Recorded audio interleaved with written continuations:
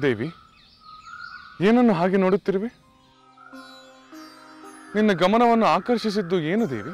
ಸ್ವಾಮಿ, ಅಲ್ಲಿ ನೋಡಿ, ಆ ಗಿಡ ಹೂ ಮುಡಿದ ವನದೇವತೆಯಂತೆ ಎಷ್ಟು ಸುಂದರವಾಗಿದೆ. ಆ ಹೂಗಳು ಎಷ್ಟು ಚೆಲುವಾಗಿವೆ.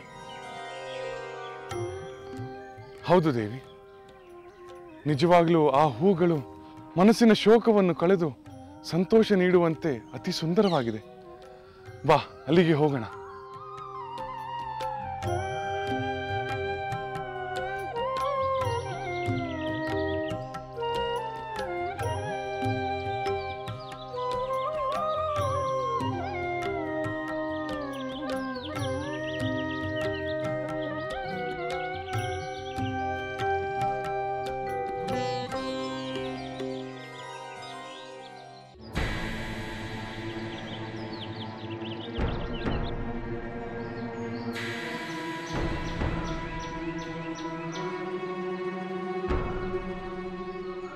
ಸ್ವಾಮಿ, ಏಕೆ ಮೌನವಾದಿರಿ?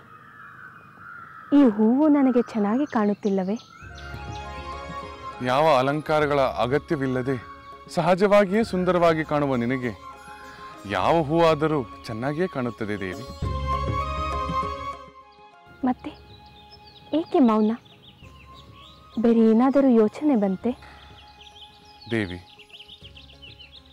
ನೀನು ಈ ಹೂವನ್ನು ಕಂಡೆ, ಇಷ್ಟಪಟ್ಟೆ. ನಾವು ಇಷ್ಟಪಟ್ಟದ್ದು ನಮಗೆ ದೊರಕಿದಾಗ ನಮಗೆ ಸಂತೋಷವಾಗುವುದು ಸಹಜ. ಆದರೆ ಎಂದು ಮತ್ತೆ ಏಕೆ ಮೌನವಾದಿರಿ? ಏನೆಂದು ಹೇಳಿ ಸ್ವಾಮಿ. ದೇವಿ, ಕೆಲವು ಸಲ ನಾವು ಬಯಸಿದ್ದು ನಮ್ಮ ಬಳಿಯೇ ಇದ್ದರೂ ಅದೇ ನಮಗೆ ದುಃಖವನ್ನೇ ತರಬಹುದು ಎಂದು ಯೋಚಿಸುತ್ತಿದ್ದೆ. ನನಗಂತೂ ಯಾವುದೇ ದುಃಖವನ್ನು ತರುವುದಿಲ್ಲ, ಏಕೆಂದರೆ ನಾನು ನಿಮ್ಮ ಜೊತೆಯಲ್ಲಿದ್ದೇನೆ. ಪ್ರೀತಿಯ ಪತಿಯ ಸಮೀಪದಲ್ಲಿರುವಾಗ ಸಿಗುವ ಸಂತೋಷ ಜಗತ್ತಲ್ಲಿ ಯಾವ ಅಮೂಲ್ಯ ವಸ್ತು ಸಿಕ್ಕಿದರೂ ಉಂಟಾಗುವುದಿಲ್ಲ. ಅದೇ ಪತಿವ್ರತೆ ಆದವಳ ಆದರ್ಶ. ಆದರ್ಶವಲ್ಲ ಸ್ವಾಮಿ, ಧರ್ಮ. ಧರ್ಮದಲ್ಲಿ ನಿಷ್ಠೆ ಇರುವಾಗ ಅರಮನೆಯಾದರೂ ಒಂದೇ, ಅರಣ್ಯವಾದರೂ ಒಂದೇ. ಸುಖವಿಲ್ಲ ಎಂಬ ಕೊರಗಿಲ್ಲ, ಕಷ್ಟ ಬಂತೆಂಬ ಮರುಗಿಲ್ಲ. ಹೌದು ದೇವಿ, ಧರ್ಮ ಪಾಲಕರಿಗೆ ಸುಖದ ಕೊರಗಾಗಲಿ ದುಃಖದ ಮರುಗಾಗಲಿ ಇರಬಾರದು. ಆಗಲೇ ಸಾಧನೆಯ ದಾರಿ ಸುಗಮವಾಗುತ್ತದೆ. ಅದೆಲ್ಲವೂ ನಿಮ್ಮ ಸಾಧನೆ ಸ್ವಾಮಿ. ನಿಮ್ಮ ಹೆಜ್ಜೆಯಲ್ಲಿ ನನ್ನ ಹೆಜ್ಜೆ ಇರಿಸಿ ನಡೆಸುವುದು ನನ್ನ ಕರ್ತವ್ಯ.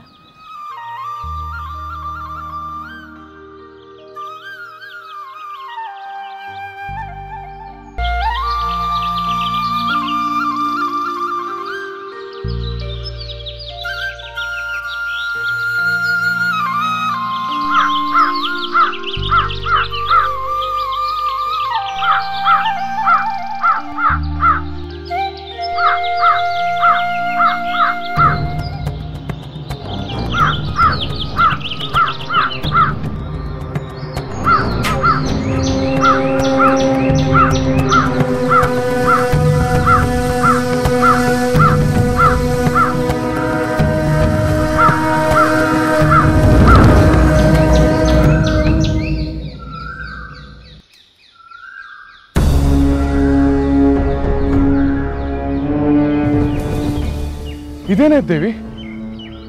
ನಿನ್ನ ದೇಹದಿಂದ ರಕ್ತ ಏನಾಯ್ತು?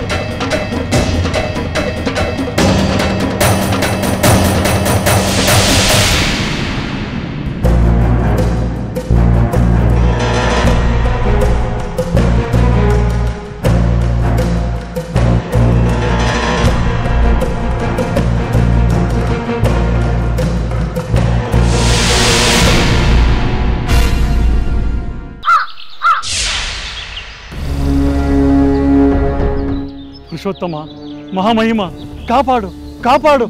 ನಿನ್ನ ಭಯಂಕರವಾದ ಅಸ್ತ್ರದಿಂದ ನನ್ನ ಪ್ರಾಣವನ್ನು ಉಳಿಸು. 3 ಲೋಕಗಳು ಸುತ್ತಿದರೂ ನಿನ್ನ ಬಾಣವು ನನ್ನ ಬೆನ್ನು ಬಿಡುತ್ತಿಲ್ಲ. ದಯಮಾಡಿ ನನ್ನನ್ನು ಮನ್ನಿಸು. ನಿನ್ನಲ್ಲಿ ಪ್ರಾಣ ಭಿಕ್ಷೆ ಬಿಡುತ್ತಿದ್ದೇನೆ. ದೇವ, ಕಾಪಾಡು, ನನ್ನನ್ನು ಕಾಪಾಡು. ಕಾಕಾಸುರ,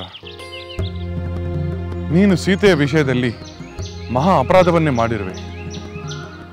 ನಿನ್ನ ಪ್ರಾಣಹರಣದ ಉದ್ದೇಶದಿಂದಲೇ ನಾನು ಆ ಅಸ್ತ್ರವನ್ನು ನಿನ್ನ ಮೇಲೆ ಪ್ರಯೋಗಿಸಿದೆ. ಆದರೆ ನೀನು ನನಗೆ ಶರಣಾಗತನಾಗಿ ನನ್ನಲ್ಲಿ ನಿನ್ನ ಪ್ರಾಣ ಭಿಕ್ಷೆಯನ್ನು ಬೇಡುತ್ತಿರುವೆ.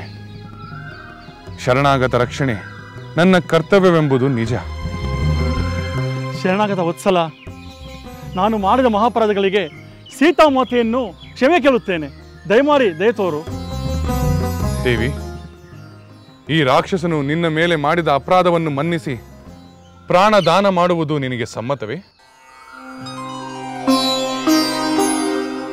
ಸ್ವಾಮಿ, ದುಷ್ಟರನ್ನು ಶಿಕ್ಷಿಸುವವನೆಂದು ನಿಮ್ಮನ್ನು ಕೀರ್ತಿಸುವಂತೆ ಶರಣಾಗತ ವತ್ಸಲನೆಂದು ನಿಮ್ಮನ್ನು ಕೀರ್ತಿಸಬೇಕು. ನಿನ್ನ ಭಾವನೆ ನನಗೆ ಅರ್ಥವಾಯಿತು ದೇವಿ. ಎಲೈ ಕಾಕಾಸುರ, ನೀನು ನಮ್ಮಿಬ್ಬರ ಕ್ಷಮೆಗಳ ಅರ್ಹನಾಗಿರುವೆ. ಆದರೆ ಈ ರಾಮಬಾಣ ಎಂದೂ ವ್ಯರ್ಥವಾಗುವುದಿಲ್ಲ. ಆದ್ದರಿಂದ ನಿನ್ನ ಶರೀರದ ಒಂದು ಅಂಗವನ್ನು ಅದಕ್ಕೆ ಗುರಿ ಮಾಡಲೇಬೇಕು. ನೀನು ಬಯಸಿದ ಅಂಗವನ್ನು ಇದಕ್ಕೆ ಗುರಿ ಮಾಡಿ ನಿನ್ನ ಪ್ರಾಣವನ್ನು ಉಳಿಸಿಕೊ. ನಾನು ಇಷ್ಟು ಮಾತ್ರ ಮಾಡಲು ಸಾಧ್ಯ. ರಾಮಚಂದ್ರ, ನನ್ನ 2 ಕಣ್ಣುಗಳಲ್ಲಿ ಒಂದು ಕಣ್ಣನ್ನು ನಿನ್ನ ಬಾಣಕ್ಕೆ ಗುರಿ ಮಾಡುತ್ತೇನೆ. ನಿನ್ನ ಅನುಗ್ರಹದಿಂದ ಒಂದು ಕಣ್ಣಿಂದಲೇ ಜೀವಿಸುತ್ತೇನೆ. ತಥಾಸ್ತು.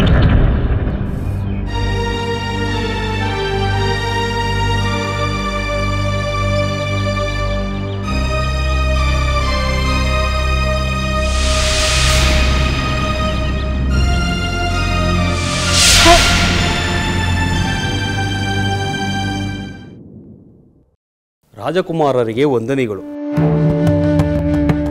ರಾಜಪುರೋಹಿತರು ಆದ ವಶಿಷ್ಠ ಮಹರ್ಷಿಗಳು ಸಂದರ್ಶನ ಶಾಲೆಯಲ್ಲಿ ತಮಗಾಗಿ ಕಾಯುತ್ತಿದ್ದಾರೆ. ನಾವು ಈ ಕೂಡಲೇ ಬಂದು ಅವರನ್ನು ಕಾಣುತ್ತೇವೆ ಎಂದು ತಿಳಿಸು.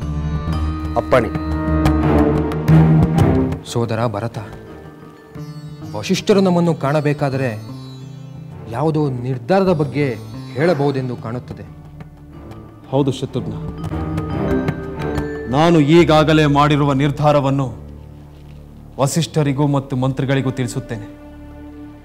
ಯಾರು ಏನು ಹೇಳಿದರೂ ಆ ನಿರ್ಧಾರದಿಂದ ನಾನು ಮಾತ್ರ ಕದಲುವುದಿಲ್ಲ. ಆದರೂ ವಶಿಷ್ಠರು ಹೇಳುವುದನ್ನು ಕೇಳಬೇಕಲ್ಲವೇ? ಹೌದು, ಕೇಳಬೇಕು.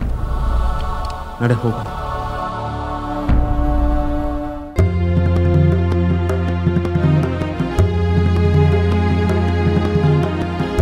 ಪೂಜ್ಯರಿಗೆ ಪ್ರಣಾಮಗಳು. ಸಮಸ್ತ ಸನ್ಮಂಗಳಾನಿ ಭವಂತು.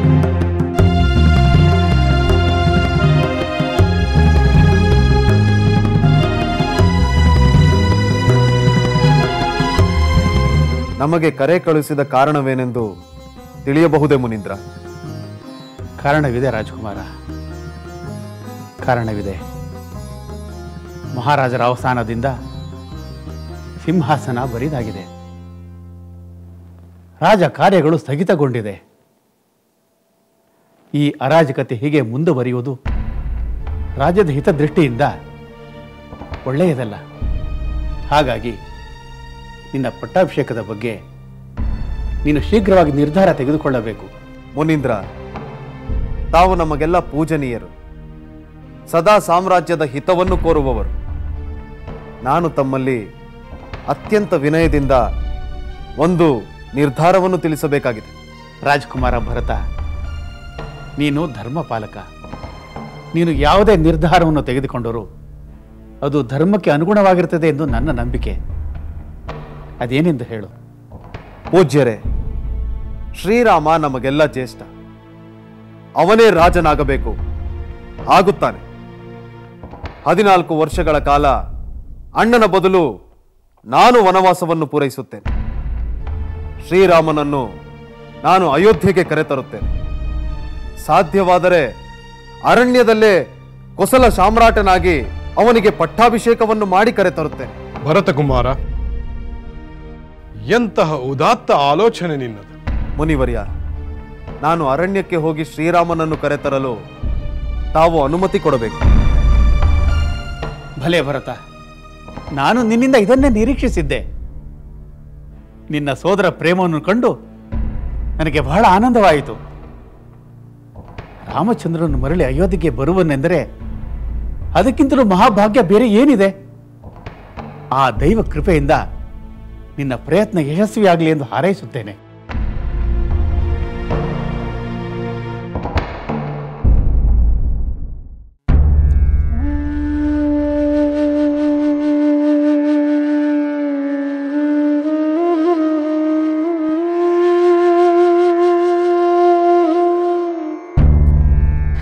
ಸುಮಿತ್ರೆ, ಸುಮಿತ್ರೆ, ಸಹೋದರಿ, ಸಂತೋಷ ನಿನ್ನ ಮುಖದಲ್ಲಿ ನೃತ್ಯವಾಡುತ್ತಿರುವಂತಿದೆ. ಏನು ವಿಷಯ ಸೋದರಿ? ಭರತ ಶತ್ರುಘ್ನರು ರಾಮನನ್ನು ಕರೆತರಲು ಹೋಗುತ್ತಿದ್ದಾರೆ. ಹೌದೇನು? ಹೌದು, ನಾನು ಅವರೊಡನೆ ಹೋಗುತ್ತಿದ್ದೇನೆ. ಭರತನ ಮಾತನ್ನು ಕೇಳದಿದ್ದರೆ ನಾನು ಅವನನ್ನು ಒಪ್ಪಿಸುತ್ತೇನೆ. ಆದರೆ ನಿನ್ನ ಮಾತನ್ನು ಅವನು ಒಪ್ಪುತ್ತಾನೆಯೇ? ಒಪ್ಪಲೇಬೇಕು. ಪತಿ ಸೇವೆಯೇ ಪರಮ ಸೇವೆ ಎಂದು ನನ್ನನ್ನು ಇಲ್ಲಿಯೇ ಬಿಟ್ಟು ಹೋದ. ಈಗ ಪತಿಯೇ ಇಲ್ಲ ಎಂದ ಮೇಲೆ ನಾನು ಯಾರ ಸೇವೆಯನ್ನು ಮಾಡಲಿ? ಪತಿಹೀನರಾದ ನಮಗೆ ಪುತ್ರರೇ ಆಶ್ರಯವಲ್ಲವೇ? ಅಕ್ಕ, ನಿನ್ನ ಮಾತು ತರ್ಕಬದ್ಧವಾಗಿದೆ. ನಿನ್ನ ಅಭಿಲಾಷೆಯು ಸರಿಯಾಗಿರುವಂತಿದೆ. ಆದರೆ ಪಿತೃವಾಕ್ಯ ಪರಿಪಾಲನೆಯನ್ನು ಒಪ್ಪಿ ವನವಾಸಕ್ಕೆ ಹೋಗಿರುವ ರಾಮಚಂದ್ರ ಈಗ ಅದನ್ನು ನಿರಾಕರಿಸಿ ನಮ್ಮೊಡನೆ ಬರುತ್ತಾನೆ ಎಂಬ ಶಂಕೆ ನನಗಿದೆ. ಮಾತೆ, ಅವರು ಇಲ್ಲಿಂದ ತೆರಳುವಾಗ ಇದ್ದ ಪರಿಸ್ಥಿತಿಯೇ ಬೇರೆ, ಈಗಿನ ಪರಿಸ್ಥಿತಿಯೇ ಬೇರೆ. ಬಹುಶಃ ರಾಮಚಂದ್ರರು ಹಿಂದಿರುಗಿ ಬರುವ ಮನಸ್ಸು ಮಾಡಬಹುದು. ಅಂದರೆ ಅವನೊಡನೆ ಲಕ್ಷ್ಮಣನು ಬರುತ್ತಾನೆ. ಊರ್ಮಿಳೆ, ನಿನ್ನ ಏಕಾಕಿತನ ದೂರವಾಗುತ್ತದೆ. ಊರ್ಮಿಳೆಯನ್ನು ನೋಡಿದರೆ ನನಗೆ ಸಂಕಟವಾಗುತ್ತದೆ. ಪತಿಯೊಡನೆ ಆನಂದದಿಂದ ಇರಬೇಕಾದ ಇವಳು ತನ್ನ ದುಃಖವನ್ನೆಲ್ಲ ಮನಸ್ಸಿನಲ್ಲಿಯೇ ಅಡಗಿಕೊಂಡು ನಮ್ಮ ಸೇವೆಯನ್ನು ಮಾಡುತ್ತಿದ್ದಾಳೆ. ಅವಳ ದುಃಖ ಪರಿಹಾರವಾಗಬೇಕೆಂದರೆ ಲಕ್ಷ್ಮಣ ಬರಬೇಕು. ನಾನು ರಾಮನನ್ನು ಒತ್ತಾಯಿಸುತ್ತೇನೆ, ನೀನು ಲಕ್ಷ್ಮಣನನ್ನು ಒತ್ತಾಯಿಸು. ಭರತ ಪಟ್ಟವನ್ನೇರುವುದಿಲ್ಲ ಎಂದು ಹಠ ಹಿಡಿದಿದ್ದಾನೆ. ಅಕ್ಕ, ನಾನು ನಿನ್ನೊಡನೆ ಬರುತ್ತೇನೆ. ಕಡೆ ಪಕ್ಷ ನಮ್ಮ ಪುತ್ರರನ್ನು ಕಣ್ತುಂಬ ನೋಡುವ ಅವಕಾಶವನ್ನಾದರೂ ಪಡೆಯಬಹುದು. ಮಾತೆ, ನಿಮ್ಮ ಜೊತೆ ನಾನು ಬರಲೇ? ಬೇಡ ಊರ್ಮಿಳೆ, ನೀನು ಮಾಂಡವಿ ಶ್ರುತಿಕೀರ್ತಿಯೊಡನೆ ಇಲ್ಲಿಯೇ ಇರು. ಹಿರಿಯವಳಾಗಿ ನಿನ್ನ ತಂಗಿಯರ ಯೋಗಕ್ಷೇಮವನ್ನು ನೋಡಿ ಶುಭ ವಾರ್ತೆಯ ನಿರೀಕ್ಷೆಯೊಂದಿಗೆ ಸಮಾಧಾನದಿಂದಿರು. ಆಗಲಿ ಮಾತೆ. ಅಕ್ಕ, ನಾವು ಅರಣ್ಯಕ್ಕೆ ತೆರಳಲು ಸಿದ್ಧತೆ ಮಾಡಿಕೊಳ್ಳೋಣವೇ? ಹೌದು, ಬಾ, ಬೇಗ ಹೋಗೋಣ. ನನಗೂ ನನ್ನ ಪುತ್ರನನ್ನು ನೋಡಬೇಕು ಎಂಬ ಕಾತರವಿದೆ.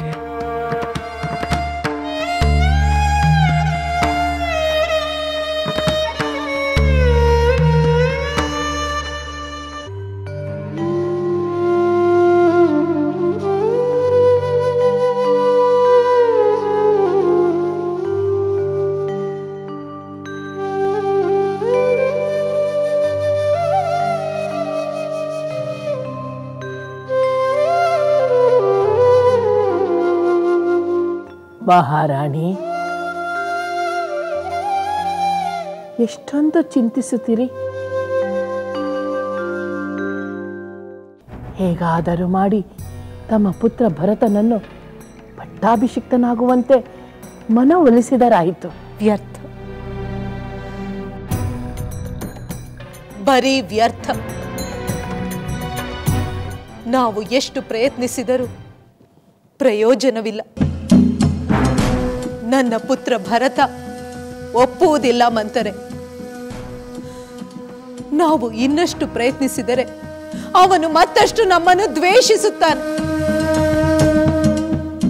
ಎಷ್ಟೇ ಕ್ರೋಧವಿರಲಿ, ಎಷ್ಟೇ ದ್ವೇಷವಿರಲಿ, ಕಾಲವು ಎಲ್ಲವನ್ನೂ ಶಮನಗೊಳಿಸುತ್ತದೆ ಮಹಾರಾಣಿ. ಮಂತರೆ, ನನ್ನ ಪುತ್ರನ ಆಕ್ರೋಶವನ್ನು ಮರೆತು ಬಿಟ್ಟೆಯಾ? ರಾಮಚಂದ್ರನ ವನವಾಸಕ್ಕೆ ಕಾರಣಳಾದೆ ಎಂದು ಅವನು ನಿನ್ನ ಮೇಲೆ ತೋರಿದ ಕ್ರೋಧವನ್ನು ಮರೆತು ಬಿಟ್ಟೆಯಾ? ನನ್ನ ಮಾತನ್ನು ಲೆಕ್ಕಿಸದೆ ಶತ್ರುಘ್ನ ನಿನ್ನನ್ನು ಕೊಂದೇ ಬಿಡುತ್ತಿದ್ದ. ಆ ಕ್ಷಣಗಳನ್ನು ನೆನೆದರೆ ನನ್ನ ಕೈ ಕಾಲು ಈಗಲೂ ನಡುಗುತ್ತದೆ ಮಹಾರಾಣಿ. ಅಂತ ಕ್ರೋಧವನ್ನು ನಾನೆಂದೂ ಕಂಡಿರಲಿಲ್ಲ, ಅಂತ ಆಪತ್ತನ್ನು ನಾನೆಂದೂ ಎದುರಿಸಿರಲಿಲ್ಲ. ನನ್ನ ಜೀವ ಹೊರಟೆ ಹೋಯಿತೆಂದು ನಾನು ಅಂದುಕೊಂಡಿದ್ದೆ. ಯಾವ ಪುಣ್ಯಕ್ಕೋ ಬದುಕಿದೆ ಎಂದುಕೋ. ಹೋಗು, ನಿನ್ನ ಪಾಡಿಗೆ ನೀನು ಇದ್ದು ಬಿಡು. ಯಾರ ವಿಷಯದಲ್ಲೂ ತಲೆ ಹಾಕಬೇಡ. ಆದರೆ ಮಹಾರಾಣಿ, ನೀವು ನಿಮ್ಮ ಮಹತ್ವಾಕಾಂಕ್ಷೆಯನ್ನು ಮರೆತು ಬಿಟ್ಟಿರಾ? ಹೌದು, ಮರೆತು ಬಿಟ್ಟೆ. ನನ್ನ ಮಹತ್ವಾಕಾಂಕ್ಷೆಯಿಂದ ಮಹಾ ದುರಂತಗಳೇ ಸಂಭವಿಸಿದವು. ನಾನು ವಿಧವೆಯಾದೆ. ನನ್ನ ಪುತ್ರ ಭರತ ನನ್ನ ಶತ್ರುವಾದ. ಎಲ್ಲರ ತಿರಸ್ಕಾರಕ್ಕೆ ಗುರಿಯಾದೆ. ಇನ್ನೇನಾಗಬೇಕು? ಸಾಕು ಮಂತರೆ, ಸಾಕು. ಇನ್ನಾವ ಅನಾಹುತಗಳು ಆಗುವುದು ಬೇಡ. ನನ್ನ ಪುತ್ರ ಭರತ ರಾಜನಾಗದಿದ್ದರೂ ಚಿಂತೆ ಇಲ್ಲ. ಅವನು ನನ್ನ ಪುತ್ರನಾಗಿದ್ದರೆ ಅಷ್ಟೇ ಸಾಕು. ಆದರೆ ಮಹಾರಾಣಿ, ನಾನು ಹೇಳಿದ್ದು ನಿನಗೆ ಅರ್ಥವಾಗಲಿಲ್ಲವೇ? ಹೋಗು, ಹೊರಟು ಹೋಗು. ನನ್ನ ಪಾಡಿಗೆ ನನ್ನನ್ನು ಇರಲು ಬಿಡು. ಹೋಗು. ಹೋಗುತ್ತೇನೆ ಮಹಾರಾಣಿ, ಹೋಗುತ್ತೇನೆ. ಮಹಾಮಂತ್ರಿ ಸುಮಂತ್ರರೇ, ನಾವು ಚಿತ್ರಕೂಟಕ್ಕೆ ಹೊರಡಲು ರಥಗಳು, ಸೇನೆ ಸಿದ್ಧವಾಗಿದೆಯೇ? ಎಲ್ಲವೂ ಸಿದ್ಧವಾಗಿದೆ ಕುಮಾರ. ಮಾತೆಯರಾದ ಕೌಸಲ್ಯ ಮತ್ತು ಸುಮಿತ್ರೆಯರು ನಮ್ಮೊಡನೆ ಬರಲು ಸಿದ್ಧರಾಗಿದ್ದಾರೆ. ಅವರಿಗಾಗಿ ವಿಶೇಷ ರಥಗಳನ್ನು ಸಿದ್ಧಪಡಿಸಿದ್ದೆ. ಬಹಳ ಸಂತೋಷ. ಇನ್ನೂ ಒಳ್ಳೆಯದ್ದೇ ಆಯಿತು.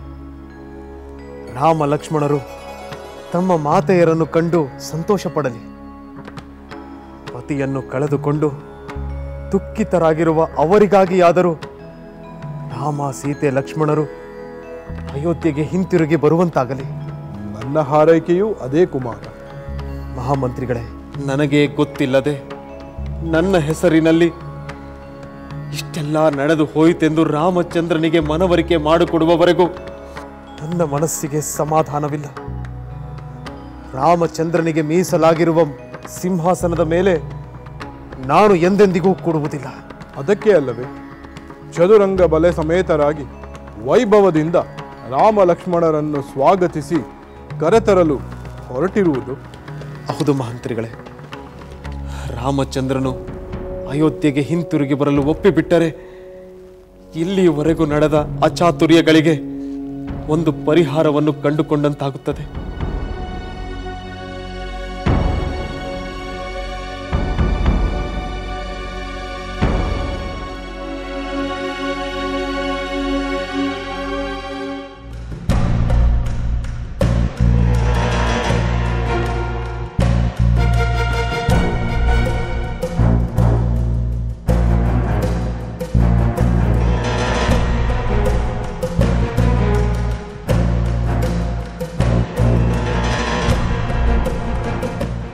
ಕುಮಾರ,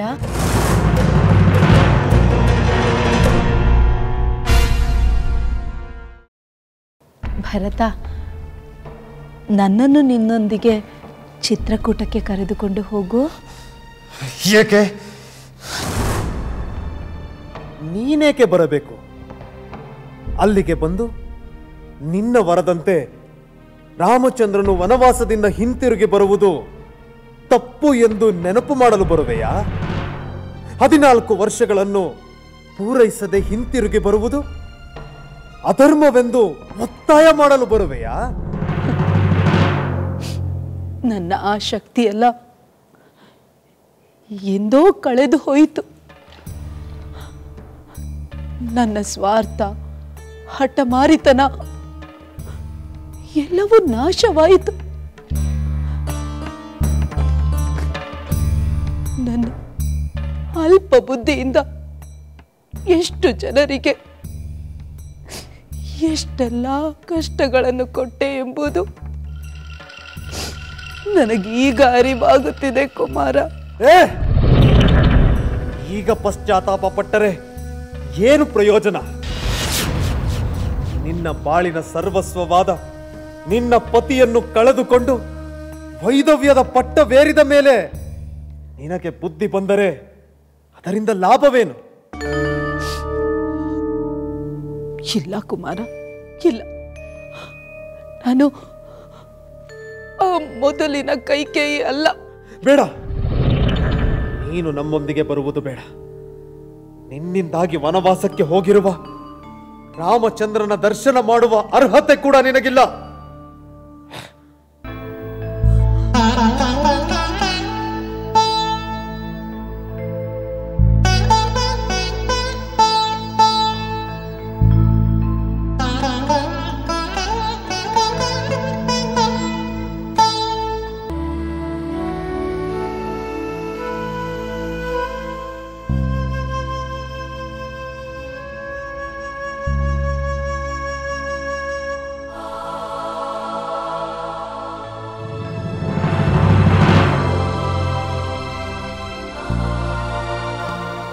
ಸಹೋದರಿ ಕೌಸಲ್ಯ,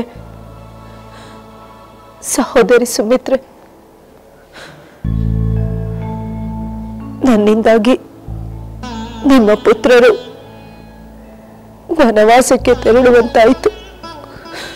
ಇದರಿಂದ ನಿಮಗೆಲ್ಲ ಬಹಳವಾಗಿ ದುಃಖವಾಗಿದೆ. ನನ್ನಿಂದ ಎಂತಹ ಗುರುತರವಾದ ಅಪರಾಧವಾಯಿತೆಂದು ನನಗೀಗ ಅರಿವಾಗಿದೆ. ದಯಮಾಡಿ ನನ್ನನ್ನು ಕ್ಷಮಿಸಿ. ನನ್ನ ಸ್ವಾರ್ಥ ಹಠಗಳಿಂದ ನನ್ನ ಪುತ್ರನು ನನ್ನನ್ನು ಶತ್ರುವಿನಂತೆ ಕಾಡುತ್ತಿದ್ದಾನೆ. ದಯಮಾಡಿ ನನ್ನನ್ನು ಕ್ಷಮಿಸಿ. ನಿನ್ನನ್ನು ಕ್ಷಮಿಸುವುದರಿಂದ ನಮಗೆ ಯಾವ ಲಾಭವೂ ಇಲ್ಲ. ನಾವು ಕ್ಷಮಿಸದಿದ್ದರೆ ನಿನಗೆ ಯಾವ ನಷ್ಟವೂ ಇಲ್ಲ. ತಾನೇ ಮುರಿದು ಬೀಳಿಸಿದ ಮನೆ ಎದುರು ನಿಂತು ಚಂಡಮಾರುತ ಕ್ಷಮೆ ಕೇಳಿದರೆ ಪ್ರಯೋಜನವೇನು ಕೈಕೇಯಿ?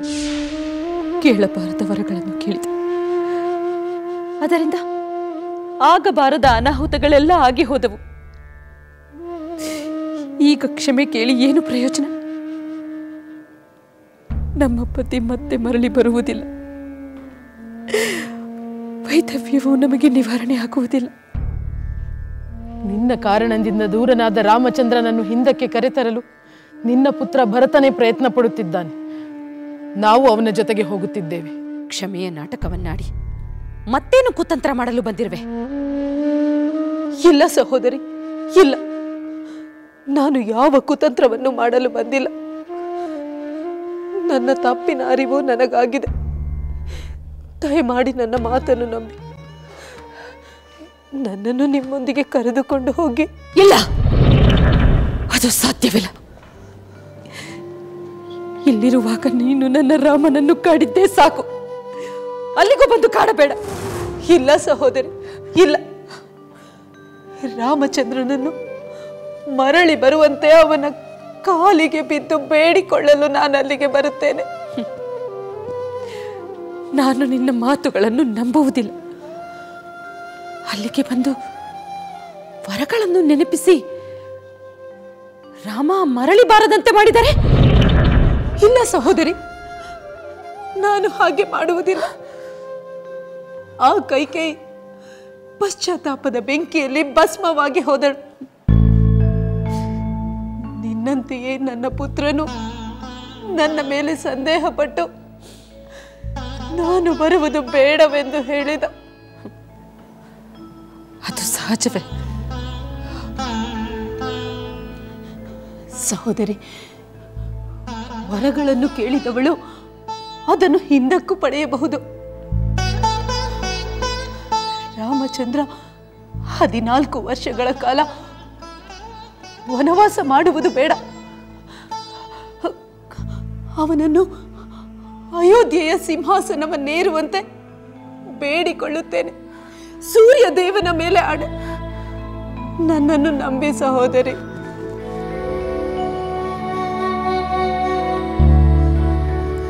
ಅಕ್ಕ, ಅವಳು ಬರಲಿ ಬಿಡಿ.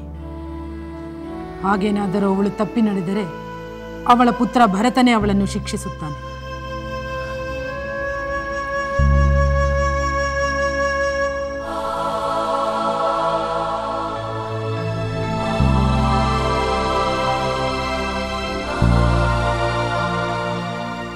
ಆಗಲಿ,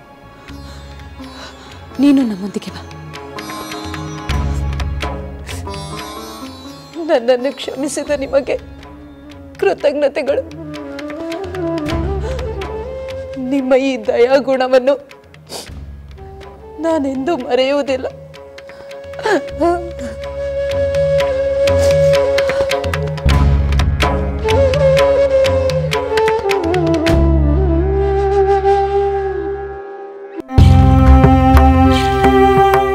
ಬಾ ಮಾಂಡವಿ, ಕುಳಿತುಕೋ.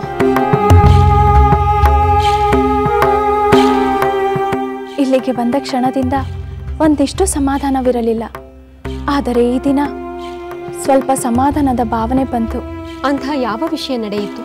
ಬಹುಶಃ ರಾಮ ಲಕ್ಷ್ಮಣರನ್ನು ಕರೆತರಲು ನಮ್ಮ ಮಾತಾಮಯ್ಯವರು ಹೊರಟರಲ್ಲ, ಅವರೊಂದಿಗೆ ಸೀತೆಯೂ ಬರಬಹುದೆಂಬ ಸಮಾಧಾನವಿರಬೇಕು. ಅದಕ್ಕಿಂತ ಮುಖ್ಯವಾದ ಇನ್ನೊಂದು ಕಾರಣವಿದೆ ಶ್ರುತಕೀರ್ತಿ. ಇನ್ನೊಂದು ಕಾರಣವೇ? ಏನದು ಮಾಂಡವಿ? ನನ್ನ ಅತ್ತೆ ಕೈಕೇಯಿಯವರಿಂದ ಕೌಸಲ್ಯಾದೇವಿಯವರಿಗೂ ಸುಮಿತ್ರಾದೇವಿಯವರಿಗೂ ದುಃಖ ಉಂಟಾಯಿತು. ಆದರೂ ಅವರು ಅದನ್ನೆಲ್ಲ ಮರೆತು ನನ್ನ ಮಾತಾಮಯ್ಯಿಯವರನ್ನು ಅವರ ಜೊತೆಯಲ್ಲಿ ಕರೆದುಕೊಂಡು ಹೋದರಲ್ಲ, ಅದೇ ನನಗೆ ಸಮಾಧಾನ. ಹೌದು ಮಾಂಡವಿ, ಇನ್ನೇನು ರಾಮ ಲಕ್ಷ್ಮಣರು ಬಂದೇ ಬಿಟ್ಟರೇನೋ ಎಂಬ ಸಂಭ್ರಮದಲ್ಲಿ ನಮ್ಮ ಮೂವರು ಮಾತಾಮಯ್ಯಿಯವರು ಅನ್ಯೋನ್ಯದಿಂದ ಇರುವುದನ್ನು ಕಂಡು ನನಗೆ ಅಚ್ಚರಿ ಉಂಟಾಯಿತು. ಪತಿಯನ್ನು ಕಳೆದುಕೊಂಡು ಮೂವರು ಸಮಾನವಾಗಿ ದುಃಖಿಸುತ್ತಿದ್ದಾರೆ. ಏನೇ ಆದರೂ ನನ್ನ ಮಾತಾಮಯ್ಯಿಯವರು ಬದಲಾದರಲ್ಲ, ಅವರ ಸ್ವಾರ್ಥ ಹಠಗಳು ಕರಗಿದವಲ್ಲ, ಅದೇ ಸಂತೋಷ. ಕಿರಿಯ ಮಾತೆಯವರು ನಮ್ಮ ಮಾತಾಮಯ್ಯವರ ದುಃಖವನ್ನು ಲೆಕ್ಕಿಸದೆ, ಮಹಾರಾಜರ ಸಂಕಟವನ್ನು ಪರಿಗಣಿಸದೆ ಕಠೋರವಾಗಿ ವರ್ತಿಸಿದನ್ನು ನೆನೆಸಿಕೊಂಡರೆ ಈಗಲೂ ಭಯವಾಗುತ್ತದೆ. ನನ್ನ ಪತಿ ಕಿರಿಯ ಮಾತೆಯವರ ಮೇಲೆ ತಾಳಿದ ಆಕ್ರೋಶವನ್ನು ನೆನೆಸಿಕೊಂಡರೆ ಜೀವ ನಡಗುತ್ತದೆ. ಅಂದರೆ ಕೈಕೇಯಿಯವರು ಚಿತ್ರಕೂಟಕ್ಕೆ ತೆರಳಿದರೆ ಅಲ್ಲೇನಾದರೂ ಅನರ್ಥವನ್ನು ಮಾಡಬಹುದು ಎಂಬ ಶಂಕೆಯೇ? ಆ ಶಂಕೆಗೆ ಅವಕಾಶವಿಲ್ಲ ಶ್ರುತಕೀರ್ತಿ. ತಾವು ಯಾವ ಪುತ್ರನನ್ನು ರಾಜನನ್ನಾಗಿ ಮಾಡಬೇಕು ಎಂದು ಮಾಡಬಾರದ ಪ್ರಯತ್ನವನ್ನೆಲ್ಲ ಮಾಡಿದರೋ ಅದೇ ಪುತ್ರನು ತಾಯಿಯೆಂದು ಲಕ್ಷಿಸದೆ ಕಠಿಣವಾಗಿ ನಿಂದಿಸಿದಾಗಲೇ ಅವರಿಗೆ ತಮ್ಮ ತಪ್ಪಿನ ಅರಿವಾಯಿತು.